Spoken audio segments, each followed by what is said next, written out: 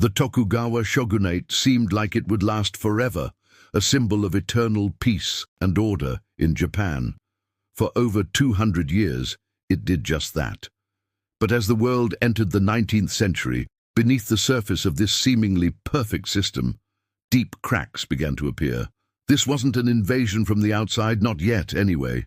This was a slow, creeping decay from within. So, what happened? Well, the very peace the Tokugawa created allowed the economy to flourish. And with that came the rise of a powerful new group, the merchants. Officially, they were at the bottom of the social ladder, below samurai, farmers, and artisans.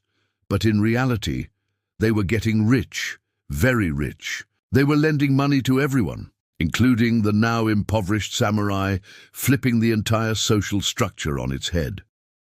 The samurai had the status, but the merchants had the cash, and cash was becoming king. At the same time, life in the countryside was getting tough. While merchants prospered in the cities, farmers faced high taxes and frequent famines. They were the backbone of the nation, yet they were suffering. Discontent simmered, and peasant unrest grew from scattered protests into widespread rebellions. These weren't just small-scale riots. They were a cry for help from a system that was failing them. The foundations of Tokugawa rule, built on the rice produced by these very farmers, were starting to crumble. And then there were the ideas. As Japan enjoyed its long peace, scholars had time to think, to read, and to question.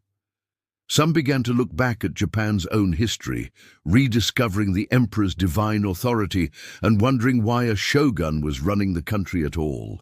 Others, through smuggled Dutch books, learned about the West, its science, its politics, and its military power. These intellectual stirrings, known as rangaku or Dutch learning, introduced radical new concepts that directly challenged the shogunate's right to rule and its policy of isolation.